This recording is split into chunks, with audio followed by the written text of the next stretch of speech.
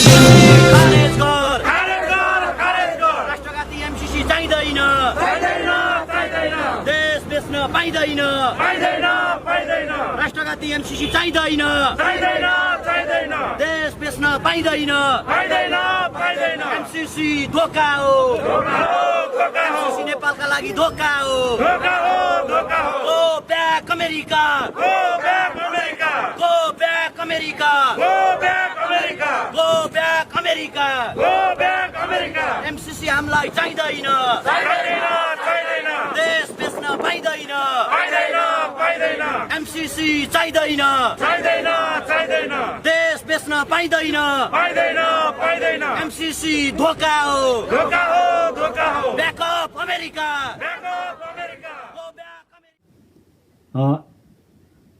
MCC act अमेरिकाले MCC act बनाएको छ।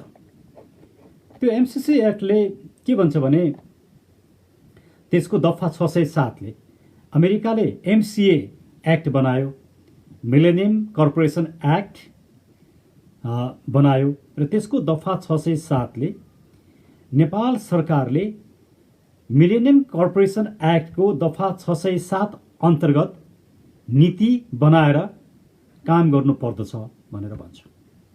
अर्थात् नेपाल सरकारले काम गर्ने कुरोमा पनि नेपाल सरकारको स्वाधीनतालाई यसले स्वीकार गर्दैन। हुन त तर्क के हुन्छ भने यो एमसीसीसँग सम्बन्धित मात्रै विषय हो नि भनेर भनिन्छ।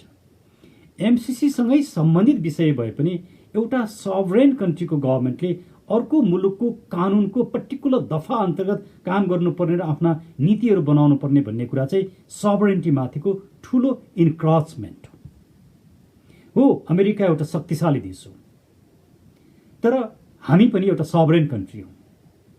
कोही धेरै शक्तिशाली होला यसको अर्थ के होइन भने अर्को देश चाहिँ ऊभन्दा कम सभरेन हो भन्ने कुरा हुँदैन।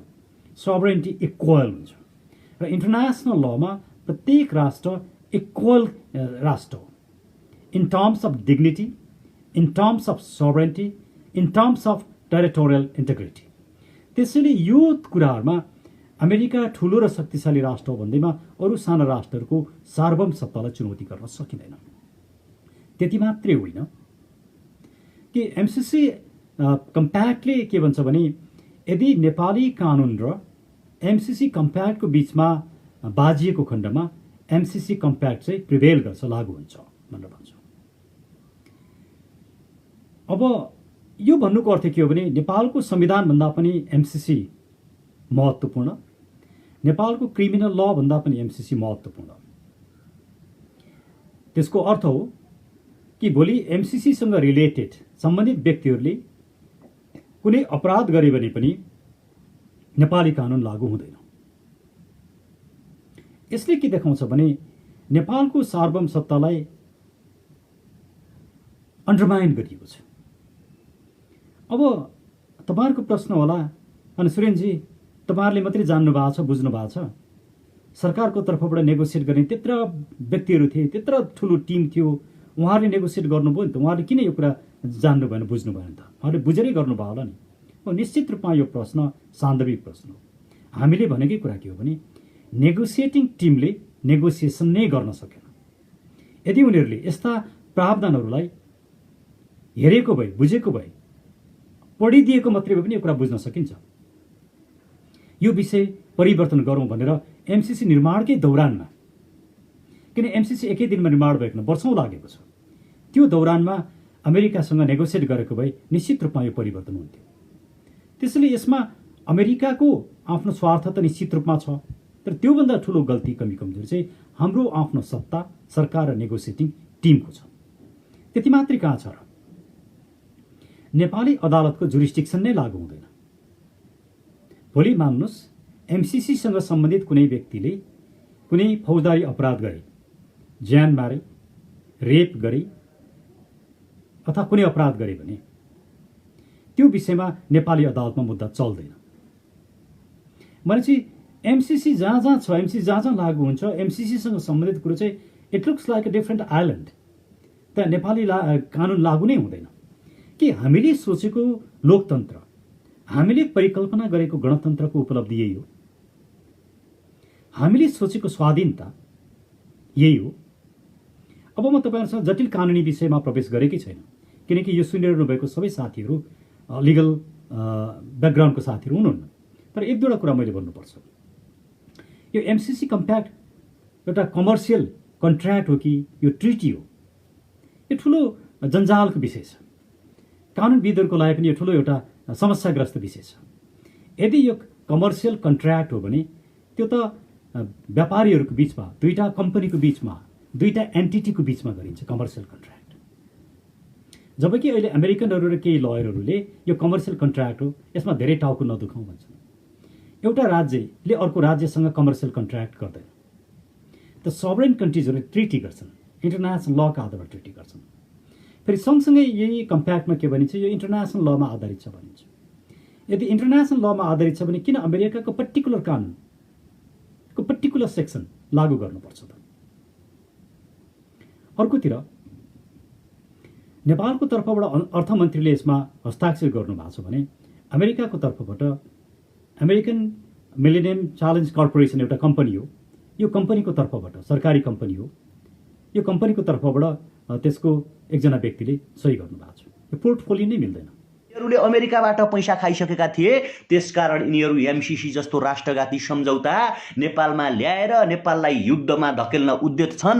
र जहाँ चाहिँ तपाईँको चाहिने हेर्न सक्नुहुन्छ बजेटमा पनि, तपाईँको चाहिने बजेटको अनुसूची, पूर्णपाठको बजेटको अनुसूची 31 मा यिनीहरूले एमसिसीको बजेट लिने भन्ने कुरा चाहिँ राखिसकेका छन्, जुन सरासर गलत छ, जुन नेपालका लागि घातजनक छ। जब अमेरिकाले, मैले तपाईँलाई अरू धेरै कुरा तर्फ जाँदिनँ, म सामान्य कुरा भन्न चाहन्छु, अमेरिका यस्तो देश हो जसले आफ्नो बेनिफिट मात्र हेर्छ, जसले आफ्नो व्यापार मात्र हेर्दछ।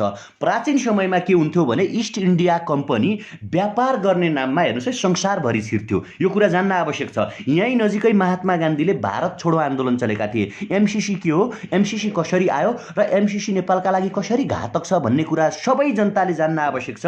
कृपया मेरो हटली तपाईँहरूलाई रिक्वेस्ट छ, एकचोटि यो भिडियो सेयर गरिदिनुहोस्, किनकि एमसिसी के हो र यसले कसरी नेपाललाई घाटा गर्दछ भन्ने कुरा आम जनताले जान्न आवश्यक छ। र यही लकडाउनका बीचमा यदि यिनीहरूले एमसिसी पारित गर्न खोज्यो भने अमेरिकाको जस्तो रिभोल्युसन यहाँ देखाउन आवश्यक छ।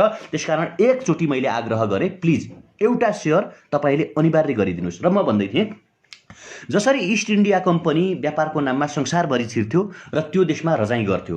अब यो 21औं शताब्दी हो। 21औं शताब्दीको यो इरामा चाहिँ तपाईँको के छ भने त्यसरी कसैमाथि आणविक हतियार प्रहार गरेर व्यापारका नाममा, बिजनेसका नाममा संसारभरि रजाइ गर्न पाइँदैन।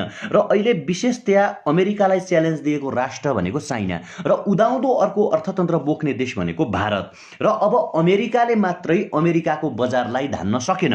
अथवा यसरी बुझ्नुहोस्, व्यापारमा घाटा हुन थालेपछि मान्छे चाहिँ के सोच्न थाल्छ भने व्यापार बढिरहेको अथवा बिजनेस बढाइरहेको अर्को कम्पनी जुन छ, अर्को जुन पसल जुन छ, त्यसलाई कसरी खस्काउने भन्ने कुरा एक व्यापारीले सोच्ने गर्दछ कि ठिक त्यही तरिकाले आज अमेरिका आफू संसारभरि टिकिरहनका लागि, आफ्नो दबदबा कायम गरिरहनका लागि उसले एउटा के सिस्टम र पोलिसी तपाईँको ल्यायो भने अमेरिका भनेको संसारको उन्नत लोकतन्त्र भएको देश हो, अमेरिका संसारको शक्तिशाली राष्ट्र हो र संसारका गरिब राष्ट्रहरू, अल्पविकसित राष्ट्रहरू जो छन् ती राष्ट्रहरूमा अब हामी विकास गर्न आउँदैछौँ। अथवा त्यो राष्ट्रमा हामी विकास गर्ने बहानामा चाहिँ उसले मिलेनियम च्यालेन्ज कर्पोरेसन नामक एउटा ड्राफ्ट तयार गर्यो अथवा एउटा कम्पनी तयार गर्यो र त्यो कम्पनी मार्फत ऊ के भयो भने संसारभरि चाहिँ संसारका ठुल्ठुला राष्ट्रहरूले त मिलेनियम चाहिँ एमसिसीलाई एक्सेप्ट गर्दैनन्, किनकि उनीहरूसँग आफ्नै बजेट हुन्छ। तर जो गरिब राष्ट्रहरू जो छन् ती गरिब राष्ट्रहरूको सहानुभूति पाउनका लागि, ती गरिब राष्ट्रहरूको साथ पाउनका लागि विशेषतया उसले के गर्यो भने एमसिसी नामक परियोजना ल्यायो र ऊ एमसिसी मार्फत ती गरिब राष्ट्रहरूमा बाहिर देखाउँदाखेरि ती गरिब राष्ट्रहरूमा चाहिँ हामी विकास गरिदिन्छौँ। तपाईँहरूको बिजुलीमा त्यहाँ स्पष्ट हेर्नु होला नि, गुगलमा तपाईँहरू जानुभयो भने मिलेनियम च्यालेन्ज कर्पोरेसन टाइप गर्नु होला, त्यहाँ आउँछ। इङ्ग्लिस यदि तपाईँहरूलाई आउँदैन है, जस्तो कतिपय साथीहरूलाई त्यो अङ्ग्रेजीमा तपाईँहरू बुझ्नुहुन्न भने गुगलमै how to convert English to Nepali भने त इङ्ग्लिस टु नेपाली मात्रै हान्यो भने पनि त्यो आउँछ। त्यसकारण त्यो आउँछ। अनि त्यो अङ्ग्रेजीमा भएको जुन गुगलको ड्राफ्ट छ त्यसलाई तपाईँले त्यहाँ पेस्ट गर्नुभयो भने तल नेपालीबाट पनि आउँछ। मैले भन्न खोजेको कुरा के भने उसले ल्याउँदाखेरि ड्राफ्ट कसरी ल्यायो भने संसारका गरिब राष्ट्रहरूलाई माथि उठाउने, उन्नत बनाउने। तर यो सबै हेर्दै गर्दा तपाईँहरूले सामान्य तरिकाले बुझ्न आवश्यक के छ भने अमेरिकाको एउटा विदेश नीति छ आफू शक्तिमा रहिरहनका लागि। जस्तो ऊ बिजनेस गरेर संसारभरि जान सक्दैन, अब ऊ के को नाममा आयो भने विकासको नाममा आयो। र अमेरिकाको विदेश नीति बनाउने मान्छे कस्तो हुन्छन् भने तपाईँको वाल स्ट्रिट भन्ने अमेरिकाको धनाढ्यहरू बस्ने ठाउँ हो। एकचोटि अमेरिकाको गरिब र धनी बिचको कन्फ्लिक्ट भएको थियो, त्यहाँ द्वन्द्व भएको थियो र मान्छेले के भनेका थिए भने वाल स्ट्रिट कब्जा गरौँ। र अमेरिकाको विदेश नीति बनाउने मान्छे कस्ता हुन्छन् भने त्यहाँका प्रभुत्व बिजनेसम्यानहरू कि जसले नेसनल इन्ट्रेस्ट हेरोस्, राष्ट्रिय स्वार्थ हेरोस् र अमेरिकालाई कसरी बेनिफिट हुन्छ। यो कुरा भारत र अमेरिकाको विदेश नीति लगभग उस्तै छ है, होइन? यो सबैले जान्न आवश्यक छ। कृपया यो भिडियो चाहिँ तपाईँ 1.1 के हेर्दै हुनुहुन्छ, यतिजनाले सेयर गर्यो भने यो थुप्रै मान्छेमा जान्छ। जस्तो मनमोहन सिंहको पालामा पनि नेपाललाई हेर्ने दृष्टिकोण भारतमा उस्तै थियो। नरेन्द्र मोदीको पालामा पनि तपाईँको चाहिँ ध्यान दिनुहोस् है, नरेन्द्र मोदीको पालामा पनि नेपाललाई हेर्ने दृष्टिकोण स्याम छ है। यिनीहरूको विदेश नीति एउटै हुने गर्छ, किनकि यहाँ केही यस्तो मान्छेले विदेश नीति निर्माण गरेका हुन्छन् जो आफ्नो देशको राष्ट्रिय स्वार्थ हेर्छन्। अब अमेरिकाको सवाल जुन छ, अमेरिकाको कुरा गर्दाखेरि तपाईँको चाहिने बाराक ओबामाको पालामा पनि स्याम विदेश नीति थियो, जर्ज डब्ल्यू बुशको पालामा पनि उस्तै खाले विदेश नीति थियो र आज आएर यो तपाईँको डोनाल्ड ट्रम्पको पालामा पनि स्याम खाले विदेश नीति छ, उस्तै खाले विदेश नीति छ नि। जस्तो अफगानिस्तानको वारमा को थिए भने तपाईँको जर्ज डब्ल्यू बुशदेखि सुरु हुँदै बाराक ओबामा र अहिले आएर डोनाल्ड ट्रम्पसम्म आइपुग्दाखेरि पनि अफगानिस्तानको बारेमा उसको बुझाइ स्याम छ। इराकको बारेमा जर्ज डब्ल्यू बुशको बुझाइ पनि उस्तै थियो है। तपाईँको चाहिँ बुझेर अलि बिस्तारै बुझ्नुपर्ने कुरा, यता आएर बाराक ओबामाको बुझाइ पनि उस्तै थियो भने डोनाल्ड ट्रम्पको बुझाइ पनि उस्तै थियो। र तपाईँहरूले नजिकबाट जान्ने कुरा के हो भने अमेरिकाको विदेश नीति कसले बनाउँछ भने त्यहाँको व्यापारी समूहका मान्छेले, त्यहाँको बिजनेसम्यानहरूले चाहिँ यो विदेश नीति बनाउँछ। र उसले अफ्रिकन केही मुलुकमा एमसिसीको नाममा त्यो छिर्यो, जस्तो सोमालिया, होइन? तपाईँको चाहिने कङ्गो, हाइटी, सुडानहरू। र अफ्रिकामा ऊ किन गयो भने अफ्रिका तपाईँ हामी सबैले सामान्य ज्ञानमा पढ्दै आएको कुरा, सुनका लागि नम्बर 1 देश कि नम्बर 1 महादेश। र त्यहाँको सुन उसले लियो विकासको नाममा ऊ त्यहाँ प्रवेश गर्यो। विकास गर्छौँ भनेर के अरे अमेरिका त्यहाँ घुस्यो र उसले हेरेको के थियो भने त्यहाँको सुन हेरिरहेको थियो। त्यहाँको सुन जतिको उसले जम्मै कलेक्सन गरेर कहाँ पुगायो भने तपाईँको अमेरिका पुगायो। र आज ती देशहरू संसारका सबभन्दा भोकमरी भएका देशहरू, संसारमा कहिल्यै शान्ति नहुने देशहरू र संसारमा कहिल्यै पनि दिगो शान्ति नहुने देशहरू अफ्रिकन ती देशहरू छन् है। यो हाम्रो हरेक नेपाली समक्ष पुगाउँ कि प्लिज, हरेक युवाहरू समक्ष पुगाउन आवश्यक छ यो भिडियो। धेरैले भन्छन् एमसिसी सही छ, केही बुदा संशोधन गर्यो भने पारित गरौँ, नेपालमा पैसा आउँछ भने किन पारित नगर्ने भन्छन्। तर यसका घातक पोइन्ट र घातक बुदाहरू के छन् र किन छन् भन्ने कुरा हरेकले जान्न आवश्यक छ।